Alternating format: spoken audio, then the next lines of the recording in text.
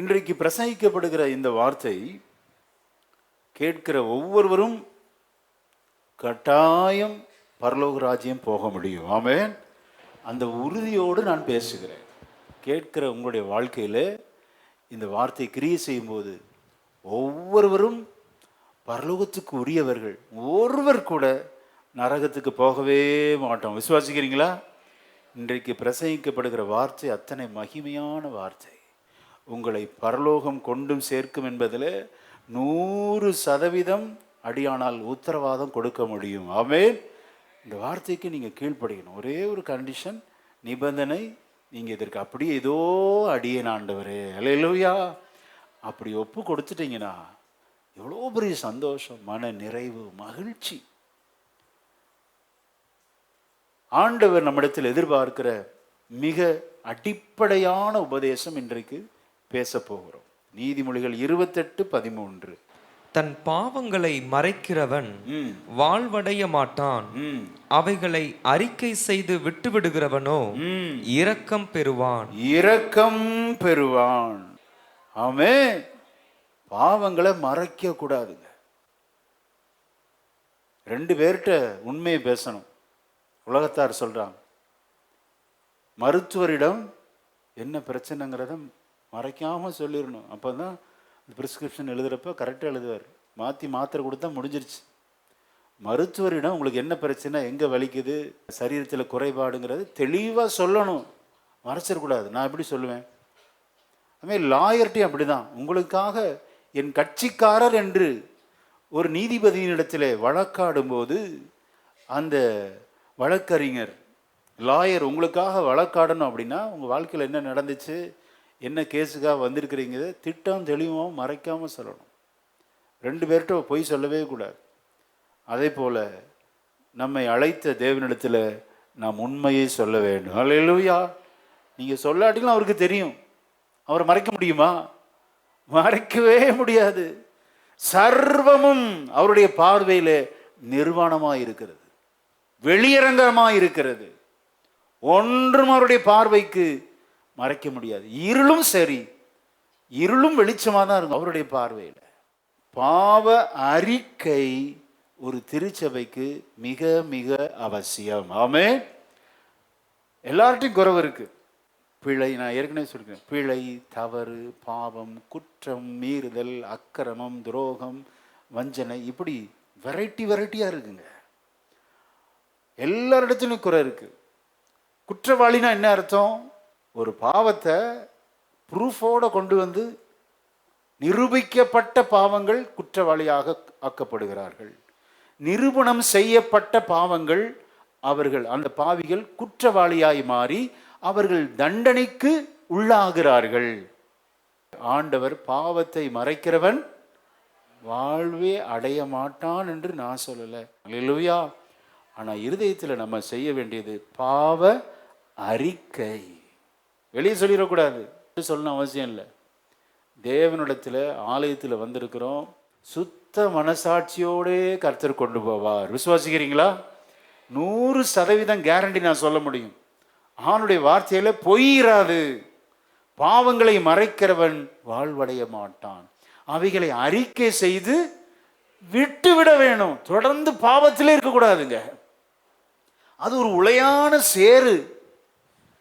அந்த சகதியில் மாட்டிக்கிட்டா அவ்வளோதான். யார் தூக்க முடியும்?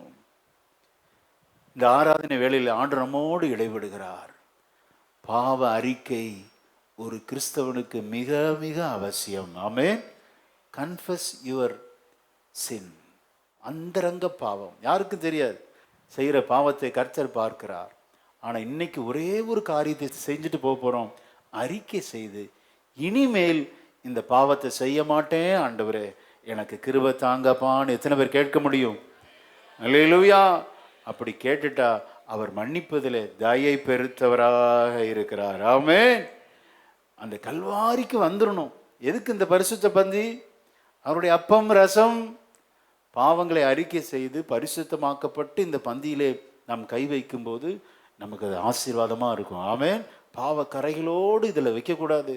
சத்தியத்தை கேட்கும்போதே அந்தரங்க பாவம் வெளியரங்கமாக உங்கள் மேல் யாரெல்லாம் குற்றப்படுத்தினார்களோ அந்த பாவத்தெல்லாம் அறிக்கை பண்ணி, ஆண்டவரே என்னை தயவாய் மன்னிங்க சுவாமி என்று கல்வாரிக்கு கர்த்தர் நம்மை அழைக்கிறார். அல்லேலூயா. எத்தனை பேர் கர்த்தருடைய வார்த்தையை கேட்டு அறிக்கை செய்ய ஆயத்தமா இருக்கிறோம்? கல்வாரி சிநேகம் கரைத்திடும் என்னை, கல்மணம் மாற்றி கரைந்தோட செய்யும். கல்வாரி சிநேகம் கரைத்திடும் என்னை, கல்மணம் மாற்றி கரைந்தோட செய்யும். காலங்கள் தோறும் காவலில் உள்ளோர் காணட்டும் உம்மை, களிப்போடு இன்னமும் காலங்கள் தோறும். பாடுங்க. உம்மை களிப்போடு இன்னமும் குருசதின் ரத்தம் குரல் கொடுக்கட்டும். குருசதின் ரத்தம் கும்பிடுவோரை குணமாக்கும் தேவம். கல்வாரி சிநேகம் கரைத்திடும் என்னை, கல்மணம் மாற்றி கரைந்தோட செய்யும். கல்வாரி சிநேகம். அல்லேலூயா. இன்றைய தெய்வ செய்தியின் தலைப்பு பாவ அறிக்கை, கன்ஃபஸிங் அவர் சின். பாவ அறிக்கை பண்ணலன்னு என்ன நடக்கும் அதை பார்த்துட்டு பாவ அறிக்கை பண்ணினால் என்ன நடக்கும், ரெண்டையும் கம்பேரிசன் போட்டு நம்ம முடிக்க போறோம். இஃப் நாட், பாவ அறிக்கை செய்யாவிட்டால் நம்முடைய வாழ்க்கையில என்னெல்லாம் சம்பவிக்கும்? வேதத்தை வாசிக்கலாம். ஆமென், சோத்திரம். 1 யோவான் 3:21. பிரியமானவர்களே, நம்முடைய இருதயம் நம்மை குற்றவாளிகள் என்று தீர்க்காதிருந்தால் நாம் தேவனிடத்தில் தைரியம் கொண்டிருந்து அவருடைய கற்பனைகளை நாம் கைக்கொண்டு அவருக்கு முன்பாக பிரியமானவைகளை செய்கிறபடியினால் நாம் வேண்டிக் கொள்ளுகிறது எதுவோ அதை அவராலே பெற்றுக்கொள்ளுகிறோம். இந்த பாவ அறிக்கை செய்யும் போது நமது ஜெபம் உடனே கேட்கப்படும். அல்லேலூயா. வேண்டிக் கொள்ளுகிறது எதுவோ அது உங்களுக்கு பெற்றுக்கொள்ளுவோம்.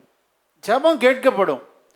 சரி, இஃப் நாட், பாவ அறிக்கை செய்யலைன்னா நம்ம இருதயம் நம்மகிட்ட பேசுகிற இருதயத்தை ஆண்டவர் கொடுத்திருக்கிறார். பேசுகிற மனசாட்சி சயின்ஸ் என்ன பண்ணும் அப்படின்னா நம்மள்கிட்ட பேசிக்கிட்டே இருக்கும். நீ பேசுறது உனக்கே சரியா, ஒண்ணுமே தெரியாத மாதிரி நடிக்கிறியே அப்படிங்கிற மாதிரி எது பேசும்? உங்க இருதயம் உங்களை பேசிக்கிட்டே இருக்கும், உங்களை குற்றப்படுத்திக்கிட்டே இருக்கும். ஒரு குற்ற மனசாட்சியோடு நீங்கள் வாழ்வீர்கள். எதை செய்தாலும் ஒரு கலக்கம் இருந்து கொண்டே இருக்கும். அதான் சொல்றேன், பாவ அறிக்கை செஞ்சிட்டா, தேவனிடத்துல மன்னிப்பை பெற்றுவிட்டால் அந்த குற்ற மனசாட்சி நமக்கு இருக்காது. நம்ம ஃப்ரீயா இருக்கலாம். அல்லேலூயா. சின்ன ஜெபம் பண்ணாலும் கர்த்தர் அந்த ஜெபத்தை கர்த்தர் கனம் பண்ணுவாராக. அல்லேலூயா. செய்தியை கேட்குறப்ப நம்ம என்ன பாவம் செஞ்சிட்டோம், அப்படி நம்ம திருடிட்டோமா அல்லது வெட்டிட்டோமா, ஏதாவது செஞ்சிட்டோமா? கவனிங்க. ஒரு வசனத்தை வாசிக்க கேட்போம். அந்த வசனத்தை வாசித்தா இந்த டவுட் உங்களுக்கு வராது. 1 யோவான் 1:10. நாம் பாவம் செய்யவில்லை என்போமானால் நாம் அவரை பொய்யராக்குகிறவர்களாய் இருப்போம். அவருடைய வார்த்தை நமக்குள் இராது. நான் சொல்லலங்க, வேதம் சொல்லுது. அப்போஸ்தலனாகிய யோவான், அவர் எத்தனை பெரிய பரிசுத்தவான், அவர் தன்னையும் இன்க்ளூட் பண்றார். வாசகர்களுக்கு அவர் பதிவு செய்யும் போது தன்னையும் சேர்த்து சொல்லுகிறார். நாம் பாவம் செய்யவில்லை என்போமானால், ஏதோ ஒரு தப்பு பண்ணியிருப்போம், நமக்கே தெரியாதுங்க. சில நேரத்தில் நம்முடைய இருதயம் நம்மை வஞ்சிக்கிறது, ஏமாற்றுகிறது. செய்ய வேண்டிய வேலையை செய்யாமல் வேற எதையோலாம் போட்டு பண்ணிட்டு இருப்போம். அப்போ தான் ஆமாம், இங்கே எதுக்கு வந்து இது என்னமோ செய்யணும், வந்து இதை செஞ்சிட்டு இருக்கிறேன்னு இருதயம் வஞ்சிச்சிரும், நம்மளை ஏமாத்திரும், டிசீவ் பண்ணிரும். அப்போ இருதயம் வஞ்சித்திருக்கிறது. இந்த ஆராதனை வேளை ஆண்டவர் நம்மோடு தீர்க்கமாய் பேசுவார். நம்மில் யாரும் சொல்லக்கூடாது என்னிடத்துல பாவம் இல்லைன்னு சொன்னா நம்மை ஆண்டவரே வஞ்சிக்கிறோன்னு அர்த்தம். அவருடைய வார்த்தை எத்தனை பிரசங்கம் கேட்டாலும் அவருடைய வார்த்தை நமக்குள் ஈராது. பாவம் ஏதோ ஒன்று ஒளிஞ்சிக்கிட்டு இருக்கும். வீட்டுக்குள்ள 10 பாம்பு இருக்கு, 9 பாம்பை வெளியே பிடிச்சு போட்டாச்சு, இன்னும் ஒரு பாம்பு உள்ள இருக்குன்னு தெரிஞ்சிருச்சு உங்களுக்கு. பரவாயில்ல, ஒரு பாம்பு தானே, அட்ஜஸ்ட் பண்ணிக்கலாம் அப்படி யாராவது வீட்டுக்குள்ள இருப்போமா? வீட்டெல்லாம் எல்லா ஜாமானையும் இழுத்து போட்டு அந்த பாம்பை அடிச்சுட்டு தான் மற்ற வேலையே. பாம்பு எப்படி கொடூரமா இருக்கிறதோ, வஞ்சிக்கிறதோ, தீண்டுகிறதோ, விஷ சர்ப்பம் போல் இருக்கிறதோ, பாவம் நம்மை தீண்டும், பாவம் நம்மை கரைப்படுத்தும், நம்மை வஞ்சிக்கும், ஏமாற்றும், நம்மை குற்றப்படுத்தி கொண்டே இருக்கும். உன்னால ஃப்ரீயா ஜெபிக்கவே முடியாது. ஏன் ஜெபம் பண்ண முடியல? பாவம் உள்ள இருக்கு, அறிக்கை செய்யல, விட்டு விடல. இன்றைக்கு அந்த பாம்பை நசிக்கும்படி, பாவ அறிக்கை செய்யும்படி கர்த்தர் நம்மை அழைக்கிறார். அல்லேலூயா. அதை அறிக்கை செஞ்சுட்டு இனிமேல் அந்த பாவத்தை நான் செய்ய மாட்டேன்னு விட்டுட்டா உனக்கு கர்த்தருடைய இரக்கம் கிடைக்கும். விசுவாசிக்கிறீங்களா? நான் விசுவாசிக்கிறேன். இந்த தேவ செய்தியை கேட்டு அதன்படி கீழ்ப்படுகிற உங்களுக்கு கர்த்தராலே இரக்கம் கிடைக்கும், கர்த்தராலே கிருபை கிடைக்கும். நீங்கள் வாழ்ந்து சுகமாயிருப்பீர்கள். உங்களுடைய தவறான வாழ்க்கையை விட்டு வெளியே வா. ஆமென். மறைச்சிடன்னு நினைக்கிறீங்க, ஒரு மறைக்க முடியாதுங்க. ஆனால் நமது தேவனை போல ஒரு ஜென்டில்மேன் உலகத்தில் ஒருவருமே இல்லை. ஹல்லேலூயா. ஆமென். நம்மளது பாவத்தை வெட்ட வெளிச்சப்படுத்தாதவர். ஆமென். எல்லாம் மறைத்து மறைத்து மறைத்து எங்க மறைக்கிறான்னு நினைக்கிறீங்க? ஐயோ, அந்த வசனம்லாம் வாசம் ரொம்ப ஆச்சரியமா இருக்கும்.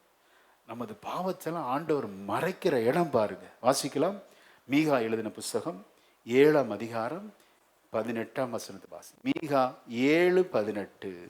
தமது சுதந்திரத்தில் மீதியானவர்களுடைய அக்கிரமத்தை பொறுத்து மீறுதலை மன்னிக்கிற தேவரீருக்கு ஒப்பானவர் தேவன் யார்? அவர் கிருபை செய்ய விரும்புகிறபடியால் அவர் என்றென்றைக்கும் கோபம் வையார். வார்த்தை பாத்தீங்களா? மீறுதலை மன்னிக்கிற தேவரீருக்கு. அவரே மன்னிக்கிறப்ப நான் சொல்லலாமா? சொல்லக்கூடாது. சிலர் உங்களை நம்பி சொல்றாங்களா? யார்கிட்டையும் சொல்லி தூத்தாதீங்க. இன்னைக்கு பெரிய சபையில கேடு என்ன அப்படின்னா, ஒருத்தருடைய தவறு தெரிஞ்சிருச்சுன்னா அவ்வளோ தூத்துறது, அப்படியே தூற்றி திரிகிறது. உங்களை நம்பி சொன்ன நண்பருடைய ரகசியமா இருக்கலாம், மூடி காத்துக்கொள்ள வேண்டும், வெளியே சொல்லக்கூடாது. ஆண்டவரை மீறுதலை மன்னிக்கிற போல ஒரு தேவன் உலகத்தில் யார்? அடுத்த வசனத்தை வாசிங்க. அவர் திரும்ப நம்மேல் இறங்குவார், நம்முடைய அக்கிரமங்களை அடக்கி நம்முடைய பாவங்களை எல்லாம் சமுத்திரத்தின் ஆழங்களில் ஆழத்தில். அப்பா, ஹல்லேலூயா. எப்பேற்பட்ட தேவனை ஆராதிக்கிறோம். நல்ல கரங்களை தட்டி இன்றைக்கு பாவ அறிக்கை செய்கிற உங்களுடைய பாவங்கள் எல்லாம் ஆண்டவர் சமுத்திரத்தின் ஆழத்துல போட்டு புதைத்து போடுகிறவர். ஆமென். நம்ம என்ன செய்யணும் அப்படின்னா, பாவ அறிக்கை செய்யணும். பாவத்தை அடக்கி வைக்காதீங்க, பாவத்தை மறைத்து வாழாதீர்கள். தேவ சமூகத்திலே அறிக்கை செய்து விட்டு விடுகிறவன் இரக்கம் பெறுவான். அல்லேலூயா. பாவ அறிக்கை இல்லை அப்படின்னா, நம்ம வாசிக்க கேட்டோம், இவ்வளவு நேரம் தியானித்து கொண்டிருக்கிறோம், நம்ம மனசு என்ன செய்யும்? குற்றப்படுத்திக்கிட்டே இருக்கும், குறை சொல்லிட்டே இருக்கும். இன்னொரு வசனத்தை வாசிக்கலாம். எபிரேயர் 3:13. பாவ அறிக்கை செய்யலனா என்ன நடக்கும்? உங்களில் ஒருவனாகிலும் பாவத்தின் வஞ்சனையினாலே கடினப்பட்டு போகாதபடிக்கு இன்று எண்ணப்படும் அளவும் நாடோறும் ஒருவருக்கொருவர் புத்தி சொல்லுங்கள். அல்லேலூயா. இருதயம் கடினப்படும். பாவ அறிக்கை செய்யாத என்னன்னா, துணிஞ்சு பாவம் செய்வாங்க. இருதயம் கடினப்பட்டு விடுகிறது. ஜெயிலில் இருக்கிற குற்றவாளிகள் பாவ அறிக்கை செய்யறது கிடையாது. ஆக துணிந்து மீண்டும் மீண்டும் பாவம் செய்து வாழ்க்கையே நாசமா போயிருது பாரு. நம்ம வாசித்த அந்த ஆரம்ப வசனம் எத்தனை உண்மையானது. பாவ அறிக்கை அவன் செய்யாதவன் வாழ்வடையே மாட்டான். பாவ அறிக்கை செய்து அதை விட்டு விடுகிறவனோ இரக்கம் பெறுவான். அல்லேலூயா. இருதயம் கடினப்பட்டு விடுகிறது. யாரையும் குறை சொல்ல முடியாது. நீங்க சரியில்லை, அவ்வளவுதான். அவங்க சரியில்லை, இவங்க சரியில்லை, இவங்க மாறணும், அவங்க மாறணும். எல்லாரையும் குற்றப்படுத்துறது, சூழ்நிலையை குற்றப்படுத்து, ஆண்டவரே குற்றப்படுத்துறார். ஆண்டவர் எப்படிங்க படைச்சார்? யாரையும் குற்றப்படுத்தக்கூடாது. ஒரு பாத்திரத்தில் முட்டையை வேக போடுறீங்க, அதே பாத்திரத்தில் உருளைக்கிழங்கி வேக போடுறீங்க. முட்டை கடினமாகிறது, உருளைக்கிழங்கு பார்த்தீங்கன்னா சாஃப்ட் ஆயிடுச்சு. முட்டை பார்த்தீங்கன்னா அதில் வேகிறப்ப கடினமாயிரும். ஆனால் உருளைக்கிழங்கு சாஃப்ட் ஆயிரும். இப்போ இந்த ரெண்டும் யாரை குறை சொல்லுவீங்க? ஒரே சூழ்நிலை, ஒரே பாயிலிங் வாட்டர், ஒன்று கடினமாகிறது, ஒன்று இழகினது. யார் மேலே குறை சொல்ல முடியும்? நம்ம செய்கிற தப்புக்கு நம்ம தாங்க. நம்ம மாறாமல் அவங்கள மாறுங்க, இவங்கள மாறணும். எப்படி மாறுவாங்க? ஒருத்தர் மாற மாட்டாங்க. தலைகீழனாலும் ஒருத்தரும் மாற மாட்டாங்க. நம்மை நாம் மாற்றிக்கொள்ள வேண்டும். அல்லேலூயா. ஒரு சிறு பிள்ளை பாருங்க, எவ்வளோ இளகின மனதோடு அவர்கள் மன்னிக்கிறதுல கசப்பு இல்லாமல் கொஞ்ச நேரம் சண்டை போடுவாங்க. அதுக்கப்புறம் அந்த பஞ்சாயத்தில் தீர்க்க போயிடாதீங்க. அடுத்த செகண்ட் பார்த்தீங்கன்னா அப்படி சேர்ந்து விளையாடுவாங்க, நம்மளை முட்டாளாக்கிடுவாங்க. சின்ன பிள்ளைகளெல்லாம் பஞ்சாயத்தை நம்ம செய்யவே கூடாது. அப்படியான்னு சொல்லி கேட்டுக்கணும், அவ்வளோதான்.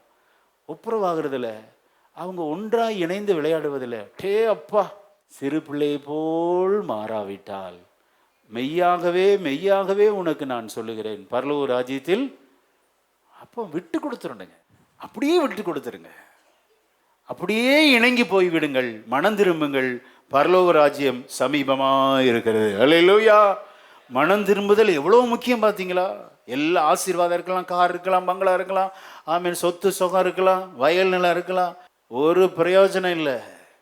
இருதயத்தில் மாற்றம் இல்லை என்றால், மனம் திரும்புதல் இல்லை என்றால், பாவ அறிக்கை இல்லை என்றால் யாரும் பரலோகம் போக முடியாது. அல்லேலூயா. அப்ப நமக்கு பாவம் இல்லை என்போமானால் நம்மை நாமே வஞ்சிக்கிறவர்களாக இருக்கிறோம். கர்த்தருடைய வார்த்தை நமக்குள் இராது. அதே 8ஆம் வசனத்தை வாசிங்க. 1 யோவான் 1:8.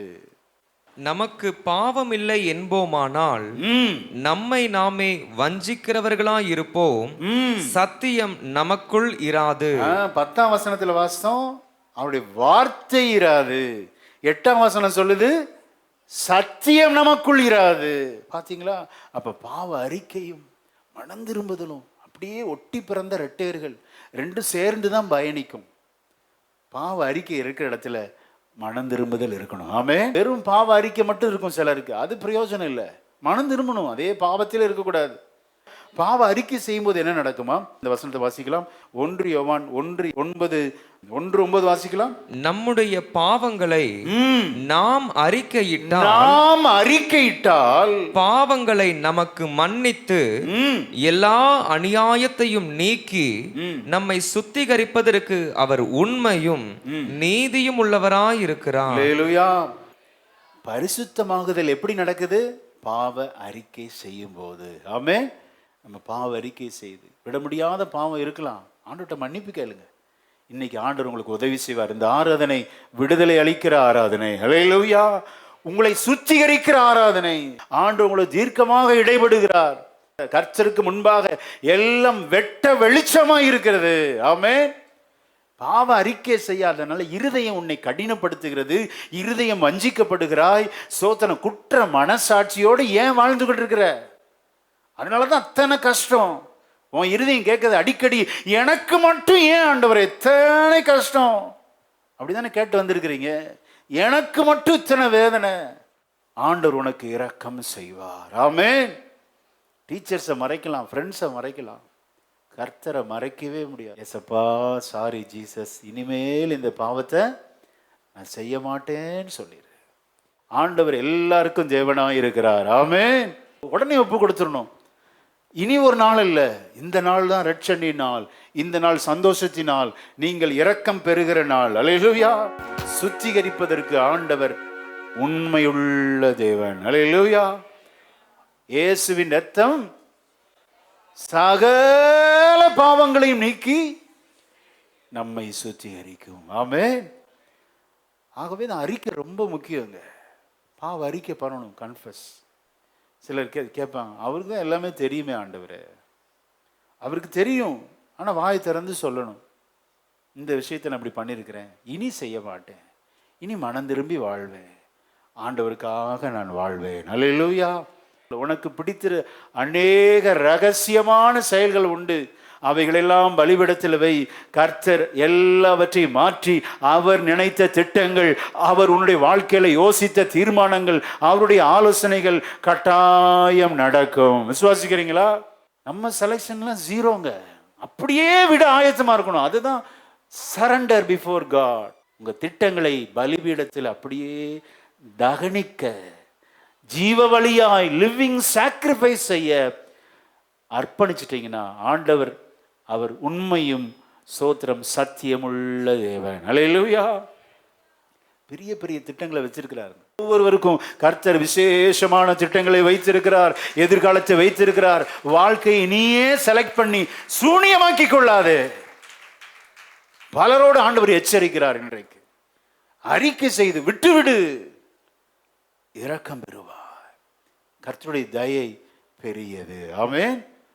மத்தேயு 27:4 கடமைக்காக மனஸ்தாபப்பட்டு அறிக்கை செய்தவர்கள். குற்றமில்லாத இரத்தத்தை நான் காட்டி கொடுத்ததினால் பாவம் செய்தேன் என்றான். அதற்கு அவர்கள், எங்களுக்கென்ன, அது உன்பாடு என்றார்கள். மனுஷர்கிட்ட போய் அறிக்கையிடுறான் யூதாஸ் காரியோத். குற்றமில்லாத இரத்தத்தை காட்டி கொடுத்து. மனுஷர்கிட்ட போய் சொல்லாத. நீங்க நினைக்கிறீங்க எல்லாரும் பரிதாபப்படுவாங்க. வாம் பாடு, நீ காட்டி கொடுத்துட்ட, நாங்க என்ன செய்ய முடியும்? நான்று கொண்டு செத்தான். தேவனிடத்தில் பாவ அறிக்கை செய்யும்படி கர்த்தர் உங்களை அழைக்கிறார். அல்லேலூயா. ஒரு கடமைக்காக செய்தான். குற்ற மனசாட்சி அவனை குற்றப்படுத்திக் கொண்டே இருந்தது. கடின இருதயம். எத்தனை விஷயம் ஆண்டவர் பேசினார். ஆண்டவர் காமிச்சுங்க, யார் ஆண்டவர்? அதான் நான் சொன்னேன், ஆண்டவர் ஜென்டில்மேனுங்க. கடைசி வர யூதாஸ்ன்னு சொல்லவே இல்லை. பார்த்தீங்களா? அப்படின்னா என்ன? வாய்ப்பு கொடுத்துக்கிட்டே இருப்பார். சில வேளை நம்ம நினைக்கிறோம், நான் இவ்வளோ தப்பு செய்கிறேன், எங்கள் அம்மாவுக்கு நான் மறைச்சிட்டேன், அப்பாவுக்கு மறைச்சிட்டேன். ஆண்டவருக்கும் தெரியாத மாதிரி இருக்கு, பாஸ்டருக்கும் தெரியாது. ஆண்டவர் ஏளனம் பண்ணிடாத, உனக்கு சான்ஸ் கொடுத்துக்கிட்டே இருக்கிறாரு. கண்டினியூஸா உனக்கு சான்ஸ் கொடுக்கிறார், வாய்ப்புகள் கொடுக்கிறார். கிருபையை போக்கடிக்காதே. அல்லேலூயா. சின்ன வயசுல செஞ்ச பாவத்தை கூட இன்னும் அறிக்கை செய்யாம இருக்கிறீங்க. அதனாலதான் குற்ற மனசாட்சி, கடின இருதயம், வஞ்சிக்கப்பட்டு இன்றைக்கும் ஜெபம் கேட்கப்படாமல் இருப்பதற்கு காரணம் அறிக்கை செய்யாத பாவங்கள் அநேகருடைய இருதயத்தில் லிஸ்ட்ல ஒட்டிக்கிட்டு இருக்கு. ஆவியானவர் உணர்த்துறாருங்க. ஆவியானவர் உணர்த்தும் போது ஆவியானவர் சொல்லுகிறதை சபை காதுள்ளவன். இந்த காது பயங்கரமானது, வடிகட்டிரும். பிடிச்சதை மட்டும் உள்ள வாங்கிக்கிறோம். மற்ற நீங்க பேசிக்கிட்டே இருங்க, நாங்க கேட்டுக்கிட்டே இருப்போம். நிறைய ஃபில்டர் இருக்குங்க. இதை எப்போ நம்ம நல்லா ஷார்பன் பண்ண முடியும் அப்படின்னா, ஷார்ப்னர் வச்சு இந்த பென்சிலை சீவிரம் பாருங்க, அப்படியே செதுக்கி எடுப்பாங்க. காது அப்படி ஷார்ப்பாக இருக்கணும். கவனிக்க கற்றுக்கொள்ளணும். பிள்ளைகள் வளர்ப்பதில் லிசனராக இருக்கணும். பிள்ளைகள் பேசுவதை விட அவர்களை கவனிக்கிறவர்களாய் நாம் வளர்த்த வேண்டும். ஆமென். கிறிஸ்தவத்திலும் அப்படிதான். காதுள்ளவன் கேட்டுக்கிட்டே இரு, தேவ சத்தியத்தை கேள், உள்வாங்கிக்கொள், அப்படி அப்பியாசப்படுத்து, பிராக்டிஸ்ல கொண்டு வரணுங்க. எப்படி இதை கவனிக்கிறத நம்ம ஷார்ப்பன் பண்ண முடியும்? ஹவு டு லிசன் கேர்ஃபுல்லி அப்படின்னா, நீங்கள் ரோட்டில் நடந்து போகிறீங்க, பஸ் சவுண்டு வரும், ஆட்டோ சத்தம் வரும், இல்லை ஹாரன் சவுண்டு வரும், சிலர் கூவி கூவி விற்பாங்க. பலவிதமான சத்தங்கள் மத்தியிலே நம்ம வாழ்கிறோம். கவனிக்கிற எப்படி குட் லிசனராக மாற முடியும் அப்படின்னா, ஒவ்வொரு சத்தத்தையும் தனித்தனியாக பிரித்து கேட்கணும். ஹாரன் சத்தம் எது, ஸ்தோத்திரம், ஆமேன், ஆட்டோ ஓட்டுற சத்தம், எந்த சத்தம், எல்லாம் கிளியராக கேட்கணுங்க. சின்ன பிள்ளைகளுக்கு அது நிறையா இருக்கும். பார்த்துருக்குறீங்களா? அம்மா வந்துட்டாங்க, எப்படி தெரியும்? ஐயோ வண்டி சத்தம் கேட்டுது, உங்களுக்கு கேட்கலையா? நானும் இங்கே தான் இருக்கிறேன். ஸோ சூப்பர் லிசனர் அப்படின்னா சின்ன பிள்ளைங்க. அதான் அவங்க கற்றுக்கொண்டே இருக்கிறாங்க. கிறிஸ்தவத்தில் நம்ம எப்பவும் சின்ன பிள்ளைகளா இருக்கணும். அல்லேலூயா. நம்முடைய மைண்டை ஷார்பன் பண்ணிக்கணுங்க. குட் லிசனர் தான் ஆசீர்வதிக்கப்படுவார்கள். அல்லேலூயா. எத்தனை பேர் கர்த்தருடைய சத்தத்தை கேட்க ஆயத்தமா இருக்கிறோம்? ஆமென். ஈவன் லிசனராகவே இல்லை யூதாஸ். எத்தனையோ விஷயம் ஆண்டவர் வாய்ப்பு கொடுத்தார், சூசகமாக மறைமுகமாக சொன்னார், மனம் திரும்புறதுக்கு ஐடியாவே இல்லைங்க. விளைவு நான்று கொண்டு செத்தான். சூசைட். இன்னொரு வசனத்தை வாசிக்கலாம். 1 சாமுவேல் 15:24. அப்பொழுது சவுல் சாமுவேலை நோக்கி, நான் கர்த்தருடைய கட்டளையையும் உம்முடைய வார்த்தைகளையும் மீறினதினாலே பாவம் செய்தேன். நான் ஜனங்களுக்கு பயந்து அவர்கள் சொல்லை கேட்டேன். சாமுவேல்கிட்ட தவறு செய்த பிறகு சவுல் சொல்லுகிற வார்த்தை, ஜனங்களுக்கு பயந்து உங்க வார்த்தையை மீறிட்டேன், சாரி. கடமைக்கா, உள்ளான ஆழத்தில் அல்ல. 30 வசனத்தை வாசிங்க. அதற்கு அவன், நான் பாவம் செய்தேன். இப்போது என் ஜனத்தின் மூப்பருக்கு முன்பாகவும் இஸ்ரவேலுக்கு முன்பாகவும் நீர் என்னை கனம் பண்ணி நான் உம்முடைய தேவனாகிய கர்த்தரை பணிந்து கொள்ளும்படிக்கு என்னோட கூட திரும்பி வாரும் என்றார். கன்ஃபெஷன் பாத்தீங்கன்னா ஒன்லி சிங்கிள் வேர்ட், பாவம் செய்தேன், அவ்வளவுதான். சரி, அதுக்காக மனம் வருந்தி அழுது ஒப்பு கொடுத்து உள்ளான மனிதனில் குத்தப்பட்டு இனி செய்ய மாட்டேன் அப்படின்னு சொல்லலையே அவன். வெறும் கடமைக்கான பாவ அறிக்கை, யூஸ்லெஸ், பிரயோஜனம் இல்லை. இனி இந்த பாவத்தை நான் செய்ய மாட்டேன், சாரி என்று சொல்லி மனம் திரும்பினதில், பாவ அறிக்கை செய்ததில், நமக்கு தெரியும். ஆமென். பரிசுத்த அப்போஸ்தலனாகிய பேதுரு அவர்கள் மனம் வருந்தி கதறி கதறி அழுகிறார். ஆண்டவரே, நான் மறுதலித்து விட்டேனே என்று சொல்லி கதறி அழுகிற மனம் திரும்பின அப்போஸ்தலனாகிய பேதுரு எத்தனை விசை மறுதலித்தான், ஆண்டவரை சபித்தான் ஐயா. ஆனால் கதறி அழுது மனம் திரும்பி பாவ அறிக்கை செய்ய போது அதே அப்போஸ்தலனாகிய பேதுருவை ஆமென் அப்போஸ்தலருக்கே ஸ்தாபகராக மாற்றினார். அல்லேலூயா. ஆமென். கடமைக்காக மனிதனிடத்துல போய் பாவ அறிக்கை செய்த யூதாஸ் நான்று கொண்டு செத்தான். யூஸ்லெஸ். இன்னைக்கு எதை நம்ம செய்ய போறோம்? பாவங்கள் உணர்த்தப்படணும். பாவத்திலே வாழ்வது தேவ சித்தம் அல்ல. ஆமென். அல்லேலூயா. அப்பப்ப நம்ம கிளீன் பண்ணிடணும். உடனே டெய்லி ப்ராசஸ்ங்க. Day by day continuous process. இன்னைக்கு பாவரிக்கை செஞ்சுட்டு அதுக்கப்புறம் அடுத்த திருவிருந்து தான், அப்படி இல்லை. டெய்லி இன்னைக்கு செஞ்ச தப்பு என்ன, மன்னிங்க ஆண்டவரே. உடனே ஆண்டவர்கிட்ட சால்வ் ஆயிரணும், ஒப்புரவாயிரணும். ஆமென். இன்னொரு வசனத்தை வாசிங்க. இப்போ நம்ம வாசித்த சங்கீதம் 51ஆம் சங்கீதத்தின் தலைப்பை வாசிக்கும்படி அன்பாய் கேட்டுக்கொள்கிறேன். பத்சேபாளிடத்தில் தாவீது பாவத்திற்கு உட்பட்ட பின்பு நாத்தான் தீர்க்கதரிசி அவனிடத்தில் வந்து அவன் பாவத்தை உணர்த்தின போது பாடி. கவனிங்க, பாவம் உணர்த்தப்படாவிட்டால் மீண்டும் பாவத்திலே வாழ்வார்கள். திடீர்னு ஒரு பாவத்தை கண்டுபிடிச்சிட்டாங்க, யாராவது ஒத்துக்குவாங்களா?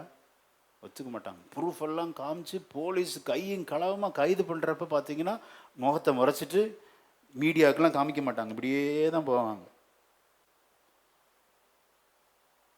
பாவத்தை குற்றப்படுத்திட்டாங்கல்ல, குற்றவாளின்னு ஃபிக்ஸ் பண்ணிட்டாங்க. அந்த நிலைமைக்கு நம்ம போயிடக்கூடாது. அல்லேலூயா. பாவத்தை ஏற்றுக்கொள்ளவே மாட்டாங்க. தன் குற்றங்களை உணர்கிறவன் யாரும் அக்செப்ட் பண்ண மாட்டாங்க. ஆனா கர்த்தருடைய இருதயத்திற்கு ஏற்றவன் பக்தன் தாவீது. அல்லேலூயா.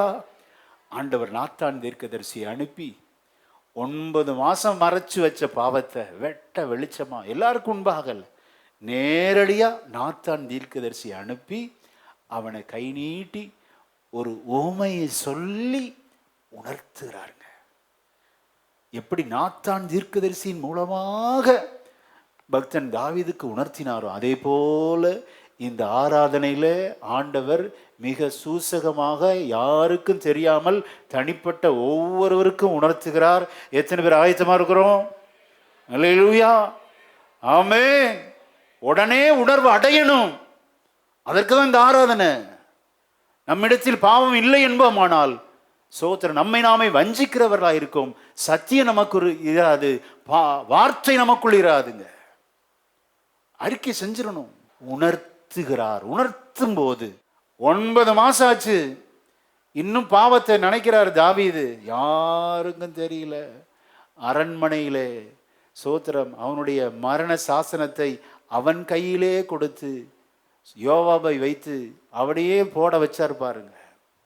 உரியாவை கொல்ல வைத்தார். மிகப்பெரிய இரட்டை குற்றங்களில் சிக்கிய பின்னர் 9 கால அளவும் இவர் பாவத்தை அடக்கி அடக்கி யாருக்கும் தெரியாமல் இருந்த பாவத்தை ஆண்டவர் இப்பொழுது நாத்தான் தீர்க்கதரிசியை அனுப்பி பேசுறாரு.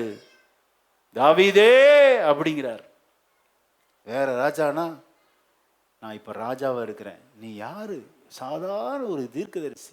ஒரே போட்டுருவான். நிறைய தீர்க்கதரிசி அப்படி கொண்டிருக்காங்க. ஆனால் பக்தன் தாவீதை கவனிங்க. ஸ்தோத்திரம், அப்படியே ஏற்றுக்கொண்டான். அல்லேலூயா. அதான் சொன்னேன், உணர்வு அடையணும்.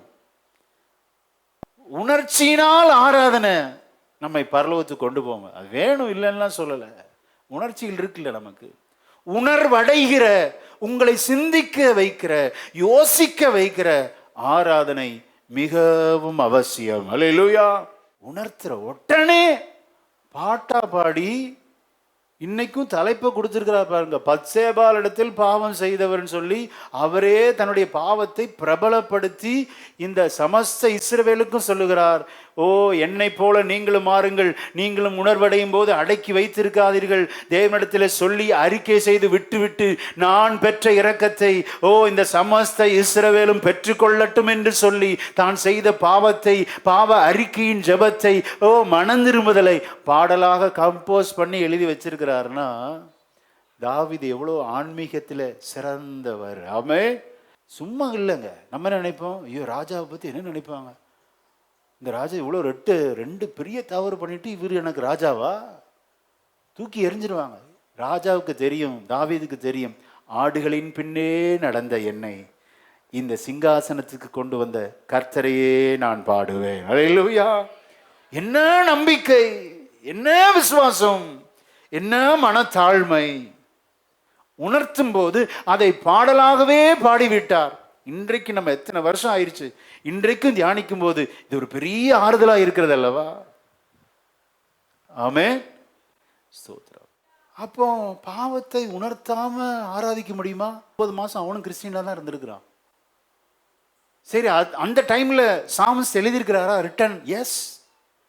பாவத்தோடு இருக்கும்போது எழுதின சங்கீதமும் இதுல இருக்கிறது. அப்ப அவருடைய மனநிலைமை எப்படி இருந்துச்சு?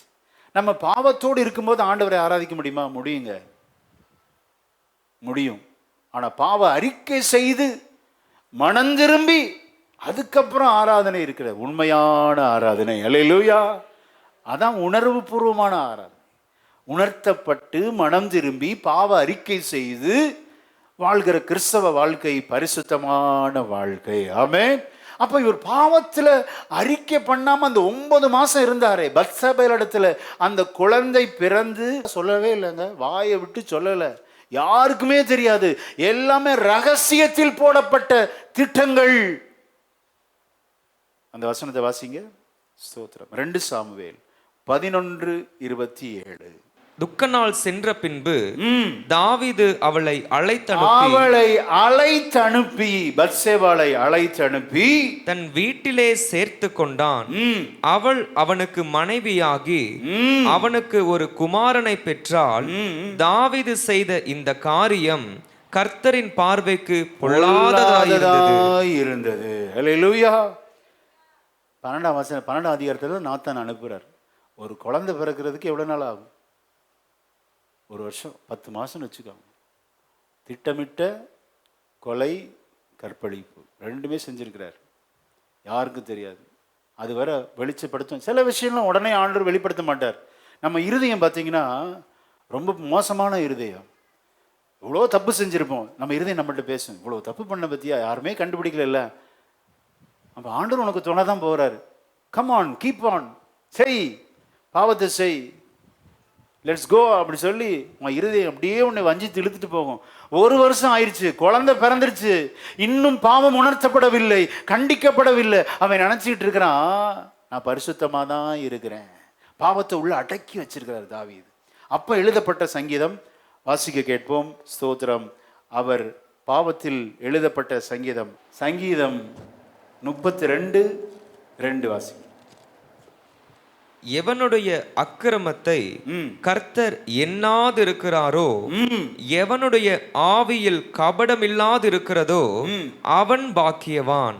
இவருக்கு இன்னும் மன்னிக்கப்படல, ஆனா இவரா நினைச்சுக்கிறாரு என் பாவம் மன்னிக்கப்படணும்.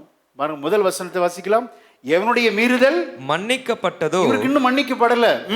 எவனுடைய பாவம் மூடப்பட்டதோ, இவருக்கு மூடப்படல, அவன் பாக்கியவான். சொல்லிட்டு சொல்றாரு. 3ஆம் வசனத்தை வாசிங்க. நான் அடக்கி வைத்த மட்டும், நான் அடக்கி வைத்த மட்டும் நித்தம் என் கதறுதலினாலே என் எலும்புகள் உலர்ந்து போயிற்று. அடக்கி வைத்த பாவங்களினால் கதறி கதறி கூப்பிடுகிறான். ஜெபம் கேட்கப்படாதுங்க. அடக்கி வைத்திருக்கிறான், பாவத்தை போட்டு மூடி வச்சிருக்கிறான். இவன் நினைக்கிறான் எல்லாம் சால்வ். இல்லைங்க வாலிப தம்பி, வாலிப தங்கச்சி, யாருக்கும் தெரியாமல் திட்டமிட்டு செய்த பாவத்தின் நாட்கள் மாதங்கள் ஆயிருக்கலாம், யாருக்கும் தெரியல நினைச்சிராத. இன்றைக்கே அறிக்கை செய்தால் உனக்கு ஒரு சுக வாழ்வை கர்த்தர் வைத்திருக்கிறார். ஆமென். ஆண்டவர் எல்லாம் பார்க்கிறாரு, கவனமா இருக்கணும். அல்லேலூயா. இன்னைக்கு அறிக்கை செய்து விட்டு விடு. ஆமென். சில நேரத்தில் இது நம்ம கண்ட்ரோல் பண்ணணும். நம்ம என்ன செய்யணும் அப்படின்னா, கொஞ்சம் தூரத்தில் வச்சிருங்களேன். உங்களை ரொம்ப ஏதாவது ரொம்ப அடிமை மாதிரி நீங்கள் ஃபீல் பண்ணுறீங்க அப்படின்னா, இப்படி பார்த்தீங்கன்னா தூக்கத்தில் சிலவங்க அலாரத்தில் பக்கத்தில் வச்சுருப்பாங்க. ஒவ்வொரு அடி பக்கத்தில் இருந்தனாலும் அடிக்கிற, தள்ளி வச்சுட்டிங்கன்னா அதுமாதிரி எது உங்களை ரொம்ப சோம்பேறித்தனம் பண்ணுதோ அல்லது பாவத்தை செய்ய வைக்கிறதோ அது உங்களை விட்டு தூரப்படுத்துங்கள். அதான் கர்த்தர் கொடுக்குற ஆலோசனை. தள்ளி வச்சிருங்க. தள்ளி வச்சுட்டிங்கன்னா நீங்கள் சேஃபாக இருப்பீங்க, பரிசுத்தமாக இருப்பீங்க. மற்றவங்களுக்காக வாழ்ந்துட்டு இருப்பாங்க, என்னமோ இவங்கள தான் பார்த்து எல்லாரும் ரசிக்கிற மாதிரி நினப்பு. அந்த நேரத்துக்குரிய மகிழ்ச்சியை நீங்கள் அனுபவிங்கள், அது போதுங்க. That's all. இதை பார்த்து மற்றவங்க எல்லாரும் சந்தோஷப்பட மாட்டாங்க. தயவுசெய்து உலகத்தான போல வாழாதீங்க. ஸ்தோத்திரம். கர்த்தருக்கென்று வேறு பிரிக்கப்பட்டது சபை. அல்லேலூயா. ஆமென். இப்போ உணர்த்தின போது பாடலாக பாடுகிறார். 9 மாதங்கள், கிட்டத்தட்ட 10 மாதம் வச்சுக்கோங்க, 1 வருஷம் அடக்கி வைக்கிறாரு, கதறுகிறாருங்க. பாவத்தை அடக்கி வச்சா அப்படிதான், கதறி துடிக்கிற வாழ்க்கை, சமாதானமே இருக்காது. எனக்கு மட்டும் ஏன் கஷ்டம் கேட்க வச்சிருவார் ஆண்டவர். அப்போ அறிக்கை செஞ்சா இரக்கத்தை பெறுவோம், கர்த்தருடைய கிருபையை பெறுவோம், அவருடைய மன்னிப்பை பெறுவோம். பாவ மன்னிப்பின் நிச்சயத்தை நாம் பெறும்போது நம்முடைய இருதயம் குற்றப்படுத்தாது. நம்முடைய ஜெபம், சின்ன ஜெபம் பண்ணாலும் உடனே கர்த்தர் கேட்பார். அல்லேலூயா. ஆமென். இப்போ எப்படி இப்படி ஜெபிக்கிறார்? முதல் வசனத்தை வாசிக்கலாம். தேவனே, தேவனே, உமது கிருபையின்படி எனக்கு இறங்கும், உமது மிகுந்த இரக்கங்களின்படி என் மீறுதல்கள் நீங்க என்னை சுத்திகரியும். அல்லேலூயா. உளமார்ந்த மனம் திரும்புதல பார்த்தீங்களா? அற்புதமா இருக்குங்க சங்கீதக்காரனுடைய வார்த்தை.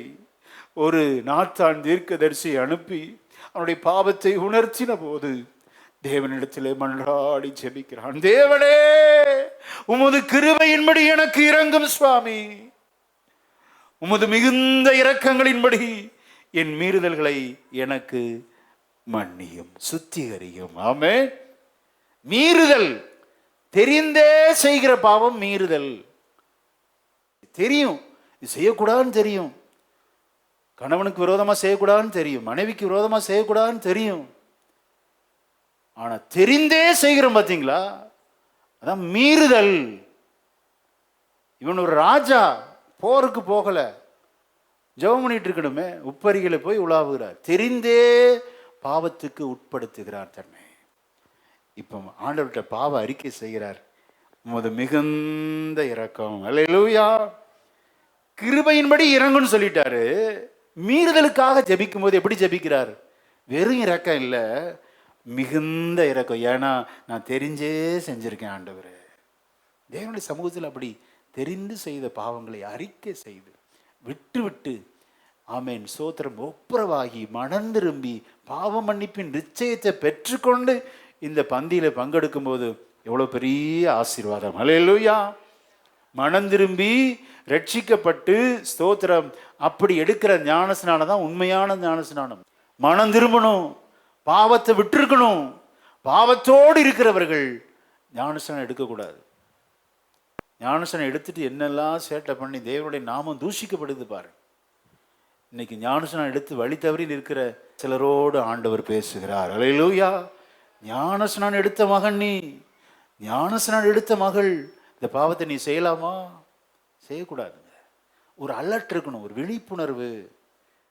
ஜப்பானில் 85% ஆபத்துகள் தவிர்க்கப்படுகிறது. 85% ஆக்சிடென்ட் வந்து தவிர்க்கப்படுது. Because of alertness. விழிப்புணர்வு, சுய விழிப்புணர்வு தான் நம்முடைய வாழ்க்கைக்கு பெரிய மிக அத்தியாவசியமானதுங்க. அந்த சுய செல்ஃப் அவேர்னஸ்ன்னு சொல்லுவாங்க. நம்மை நாமே ஆராய்ந்து எங்கே தவறி இருக்கிறோம் அப்படிங்கிறத நம்மளை அப்படியே ஸ்கேன் பண்ணி பார்க்குறது. ஜப்பானில் அது ரயில்வே ஸ்டேஷனில் செய்வாங்களாம்.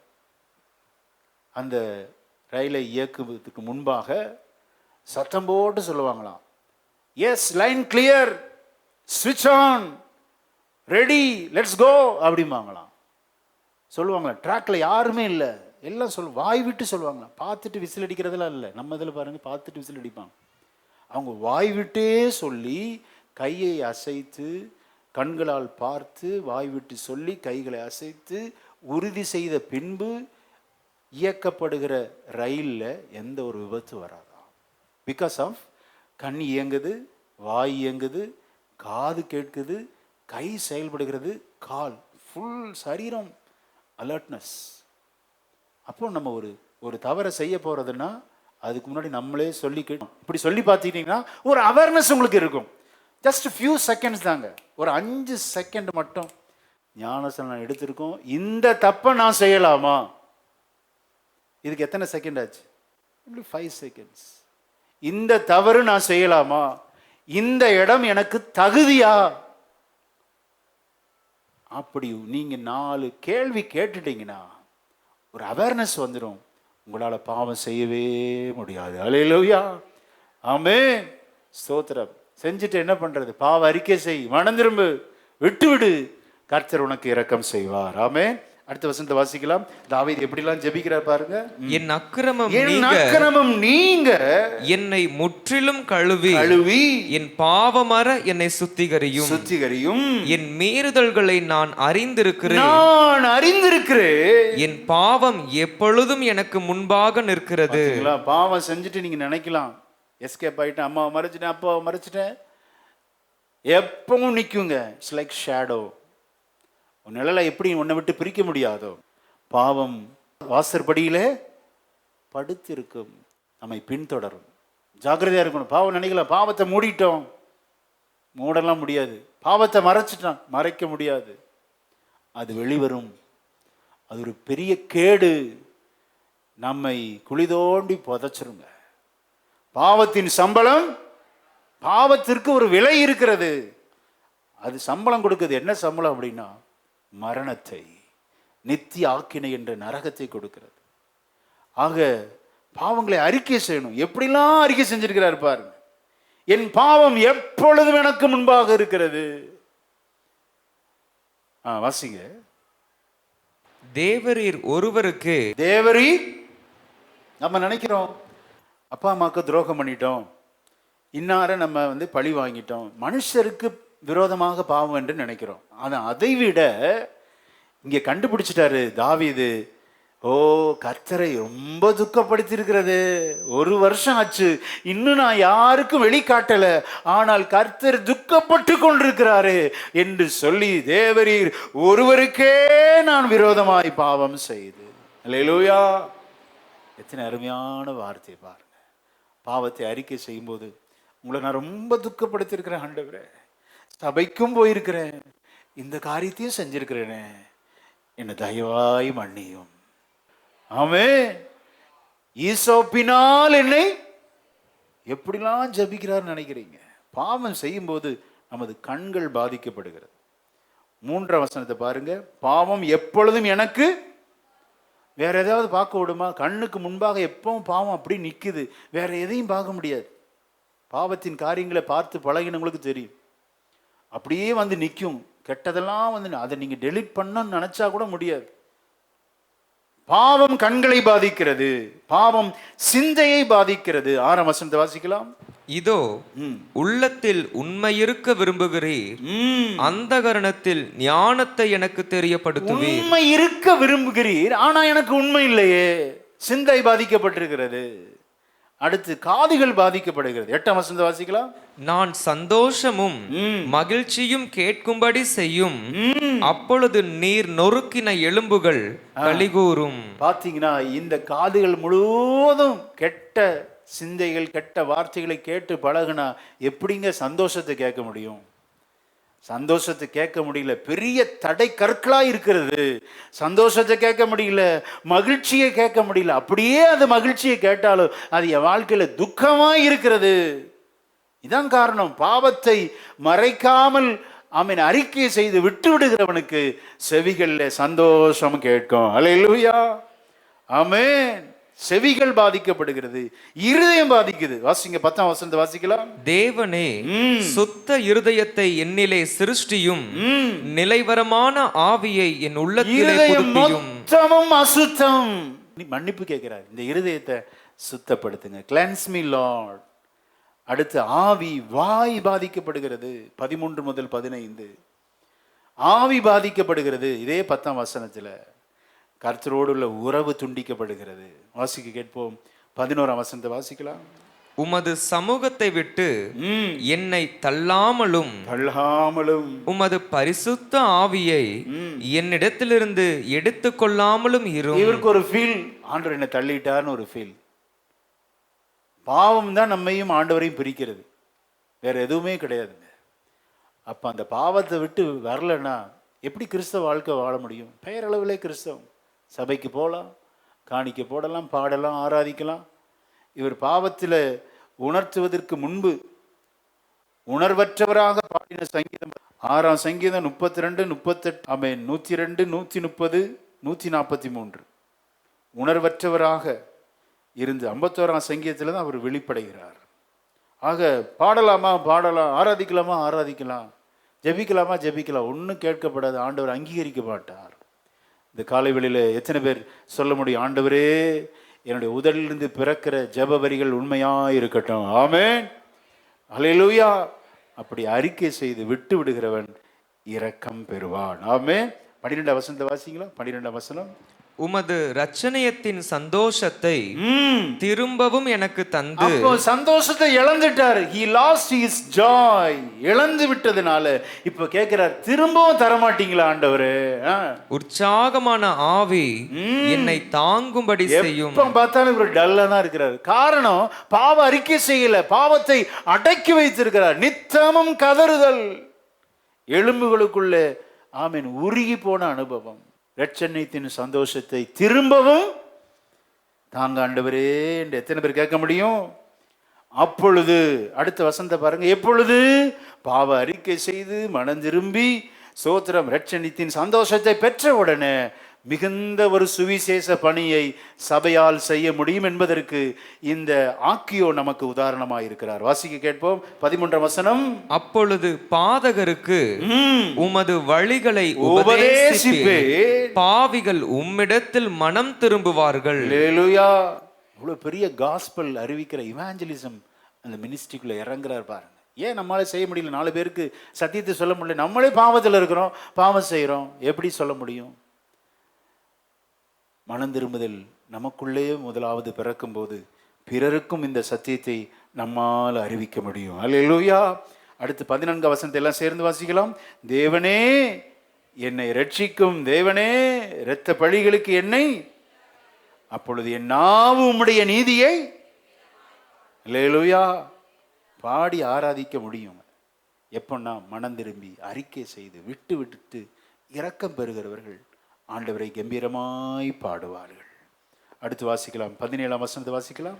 தேவனுக்கு ஏற்கும் பலிகள் நொறுங்குண்ட ஆவிதான், தேவனே நொறுங்குண்டதும் நறுங்குண்டதுமான இருதயத்தை நீர் புறக்கணியீர். நொறுங்கி உள்ளம் உடைந்து அதை புரிஞ்சுக்கிட்டார். தேவ சமூகத்தில் எப்படி நம்ம பாவ மன்னிப்பை பெற முடியும்? பட்டவர்களா, இருதயம் உடைக்கப்பட்டவர்களா, ஆண்டவரே எனக்கு இரங்கும், மிகுந்த கிருபையின்படி ஆண்டவரே இந்த மீறுதலை மன்னியும் சுவாமி.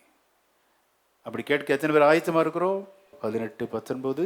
சீயோனுக்கு உமது பிரியத்தின்படி நன்மை செய்யும், எருசலேமின் மதில்களை கட்டுவீராக. அப்பொழுது தகன பலியும், அப்பொழுது உமது பீடத்தின் மேல் காளைகளை பலியிடுவார்கள். அல்லேலூயா, ஆமென். அப்படி தேவன் சமூகத்தில் தகன பலியாக நம்மை அர்ப்பணிப்போம். நமது ஆசை விருப்பங்களை தேவன் தகனமாக சுட்டரிக்க எத்தனை பேர் நம்மை அர்ப்பணிக்க முடியும்? அல்லேலூயா. நல்ல பிதாவே, இந்த நாளிலே செய்தி கேட்ட எல்லாருடைய இருதயத்திலும் பாவத்தை உணர்த்தியிருக்கிறீர் சுவாமி. அதை அடக்கி வைக்காமல் பாவ அறிக்கை செய்து அதை விட்டுவிடக்கூடிய கிருபைகளை தாங்க ஜெபிக்கிறோம் நல்ல பிதாவே.